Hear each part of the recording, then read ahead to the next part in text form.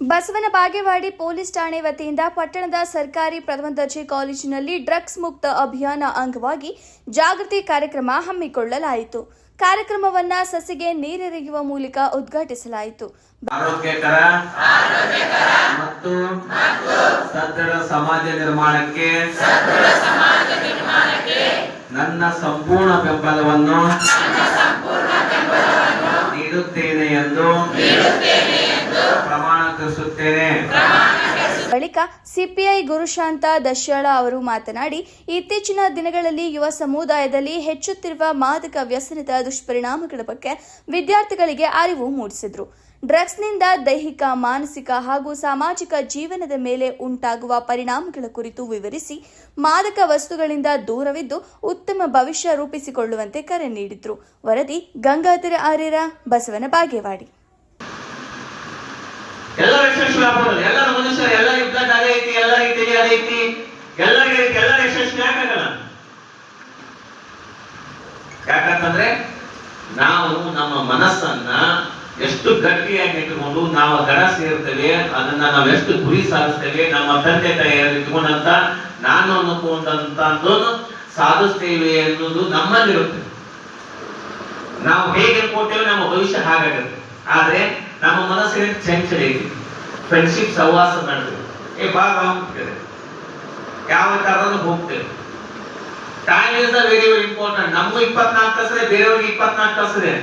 ಯಾರಿಗೇನಾದ್ರು ಹೆಚ್ಚಿಗೆ ಮತ್ತೆ ಆ 24 ಅದೇ ಟೈಮ್ ಸೇಮ್ ವ್ಯಕ್ತಿ ನನ್ನ ಫ್ರೆಂಡ್ ಬೇರೆ ಸಾಧಿಸ್ತಾರೆ, ನಾನು ಸಾಧನೆ ಮಾಡಲ್ಲ. ಸೊ ನಮ್ಮ ಕೈಲಿದೆ. ಆದ್ರೆ ಇವೆಲ್ಲ ಏನ್ ಮಾಡ್ತವೆ, ನಮ್ಮ ಭವಿಷ್ಯದ ವಿದ್ಯಾರ್ಥಿಗಳಿಗೆ ಏನ್ ಮಾಡ್ಲಿಕ್ಕೆ ಮಾದಕ ವಸ್ತುಗಳು ಕೊಲ್ತಾ ಇದೆ. ಕೆಲವು ಮಂದಿಗೆ ಏನಾಗಲ್ಲ ಗೊತ್ತಾ, ಕೆಲವು ಮಂದಿ ಕುಡಿದಾಗ ಇದು ಬರೋದು ಏನೋ ಒಂದು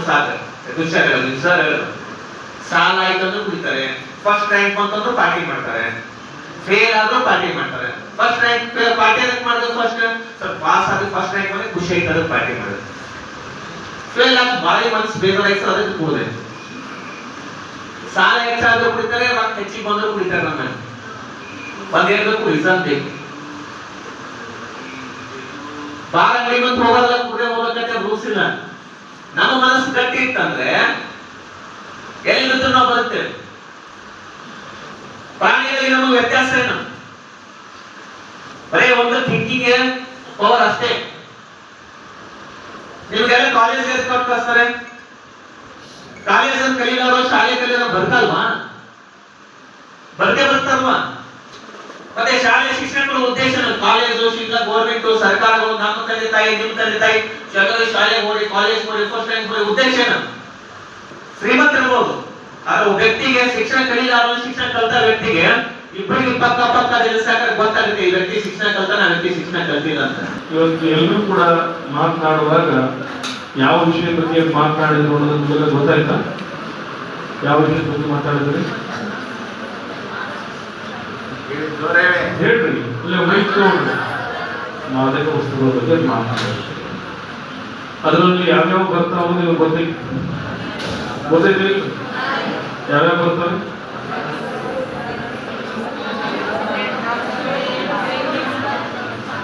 ಎಲ್ರಿಗೂ ಕ್ಷಮಿಸಿ ಹೇಳಾಕತ್ತೀವಿ, ಪರಿಚಯ ಅಂತ ಅನ್ಕೊಳ್ಬಿಟ್ಟು ನಾನು. ಆದ್ರೆ ಅದನ್ನ ಅವ್ ಬಗ್ಗೆ ವಿಚಾರಗಳನ್ನ ತಿಳ್ಕೊಡ್ರಿ. ಅವ್ರಿಂದ ಏನೆಲ್ಲ ಹಾನಿ ಆಗ್ತಾವ ಬಗ್ಗೆ ತಿಳ್ಕೊಡ್ರಿ. ಮತ್ತೆ ಅದರಿಂದ ನಮ್ಗೆ ಎಷ್ಟು ಅನಾಹುತ ಆಗ್ತೈತಿ, ನಾವು ಅದರಿಂದ ಯಾವ ರೀತಿಯಾಗಿ ಬಚಾವ್ ಆಗ್ಬೇಕು ಅನ್ನೋದನ್ನ ವಿಚಾರ ಮಾಡ್ರಿ. ಹೊತ್ತು ಅದನ್ನ ಪರಿಚಯ ಮಾಡ್ಕೊಂಡ ಅದನ್ನ ತಗೊಂಡ್ರೆ ಏನಾಗ್ತೈತಿ ಅಂತ ಮಾಡಕ್ ಹೋಗ್ಬೇಡ್ರಿ. ಮತ್ತು ಒಳ್ಳೊಳ್ಳೆ ಮಾತುಗಳನ್ನ ಆಡಿದ್ರು. ನಿಮ್ಮ ವಿಚಾರಗಳಲ್ಲಿ ಏನಾದ್ರು ಅವ್ರಿಗೆ ಗೊತ್ತಾಗಬೇಕಾಗಿಲ್ಲ. ನನಗೆ ಇಷ್ಟು ಬೇಜಾರಾಯ್ತಲ್ಲ, ಇಡೀ ದೇಶಕ್ಕೆ ಬೇಕಾಗಿರುವಂತಹ ಸತ್ಪ್ರಜೆಗಳನ್ನ ಕ್ಲಾಸ್ ರೂಮಿನ 4 ಕೊಠಡಿಯ ಗೋಡೆಗಳ ಮಧ್ಯದಲ್ಲಿ ನಿರ್ಮಾಣ ಮಾಡ್ತೇವೆ ಅಂತ ಹೇಳುವ ಟೀಚರ್ಸ್ಗಳು ನನ್ನ ಕ್ಲಾಸ್ ಅಲ್ಲಿ 2 ಸ್ಟೂಡೆಂಟ್ಸ್ಗಳು ಕುಳಿತುಕೊಂಡಿದ್ದಾರೆ. ಅವರನ್ನ ಹೊರಕರೆದೆ, ಈಗ ಹೇಳೋದೇನು ಗೊತ್ತಿಲ್ಲ, ಆದ್ರೆ ಅವರಿಗೆ ಏನ್ ಶಿಕ್ಷೆ ಕೊಡ್ಬೇಕು ಅದನ್ನ ಕೊಟ್ಟೆ. ಅವ್ರು ನನ್ನ ಕಾಲು ಹಿಡ್ಕೊಂಡ್ರು. ಸರ್, ಇನ್ನೊಂದು ಜನ್ಮದಲ್ಲಿ ಹೀಗೆ ಮಾಡೋದಿಲ್ಲ ಅಂತ ಹೇಳಿದ್ರು. ಆದ್ರೆ ಆಶ್ಚರ್ಯ ಏನ್ ಗೊತ್ತಾ, ಅವ್ರು ಹೋಗಿದ್ದು ಹೇಗೆ ಆಗಿದೆ, ನೀವು ಎಲ್ಲ ಹೇಗೆ ಹೋಗ್ತೀರಿ ಅನ್ನೋದಕ್ಕೆ ಹೇಳ್ತೀನಿ. ಅವ್ರಿಗೆ ಅಲ್ಲಿ ನಿಮಿಷಗಿ ಕ್ವಾರಿಗಳು, ಆ ಕ್ವಾರಿಗಳಲ್ಲಿ ರಾತ್ರಿ ಇಡೀ ಕೆಲಸ ಮಾಡ್ಬೇಕಾಗ್ತದೆ. ಅದು ನಮ್ಮ ಸ್ನೇಹಿತರಿಗೆ ಗೊತ್ತಿದೆ, ಕೈ ಗುಡಿಸೋರಿ. ಅಲ್ಲಿ ರಾತ್ರಿ ಕೆಲಸ ಮಾಡ್ಬೇಕಲ್ಲ, ಅವ್ರಿಗೆ ಎಂತ ಒಂದು ಕರ್ಕೊಂಡು ಹೋಗ್ತಾರೆ ಅಂದ್ರೆ ಅವ್ರು ಈ ಶಾಲೆಯಲ್ಲಿ ಕಲಿತಾ ಇರುವಂತ ಮಕ್ಕಳನ್ನ ಕರ್ಕೊಂಡು ಹೋಗ್ತಾರೆ. ಮತ್ತೆ ಮಕ್ಕಳು ಇಡೀ ರಾತ್ರಿ ಎಲ್ಲ ಅವರು ಕೆಲಸ ಮಾಡ್ಬೇಕಲ್ಲ, ಅವ್ರಿಗೆ ಸುಸ್ತಾಗಬಾರ್ದು ಅನ್ನೋ ಕಾರಣಕ್ಕೆ ಅವ್ರಿಗೆ ಬಿಯರ್ಸ್ ಗಳನ್ನ ಮಾಲೀಕರೇ ಕೊಡಿಸ್ತಾರೆ. ಅವರು ಇವ್ರಿಗೆ ಬಿಯರ್ ಕುಡಿಸಿ ಅವ್ರಿಗೆ ಖುಷಿ ಮಾಡಿ ಇಡೀ ರಾತ್ರಿ ಆ ಇಡೀ ಕಲ್ಲಿನ ಪರಶುಗಳನ್ನ ತೆಗೆಯುವಂತ ಕೆಲಸ ಮಾಡೋದಕ್ಕೆ ಅವ್ರನ್ನ ಹಚ್ತಾರೆ. ಕೇವಲ 150 ರೂಪಾಯಿ ಒಂದು ರಾತ್ರಿ ಒಳಗೆ ಅವ್ರು ಕೊಡ್ತಿದ್ರು. ಅವಾಗ ಅಷ್ಟು ಹಣ ತೆಗೆದುಕೊಂಡು ಕುಡಿದು ಕಲಿತು ದೊಡ್ಡವರಾಗಬೇಕಾಗಿರುವಂತ ಮಕ್ಕಳೆಲ್ಲ ಇಂಥ ದುಶ್ಚಟಕ್ಕೆ ಬಲಿ ಆಗ್ಬಿಟ್ರೆ ತಂದೆ ತಾಯಿಗೆ ಎಷ್ಟು ನೋವಾಗುತ್ತೆ. ನನಗೆ ಬಹಳ ನೋವು ಏನ್ ಗೊತ್ತಾ, ಬೆಳೆದು ಬಾಳ್ಬೇಕಾಗಿರುವಂತ ಮಕ್ಕಳು ಚಿಕ್ಕ ಮಕ್ಕಳಿದ್ದಾಗ ತಂದೆ ನಿಮಗೆ ಊರುಗೋಲಾಗಿ ನಿಮ್ಮನ್ನ ನಡ್ಸ್ಕೊಂಡು ಹೋಗ್ತಿರ್ತಾರೆ.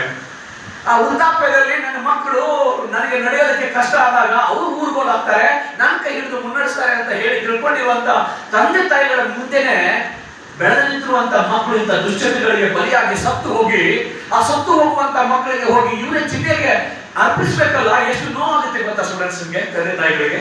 ಯೋಚನೆ ಮಾಡಿ ಒಂದ್ಸಾರಿ.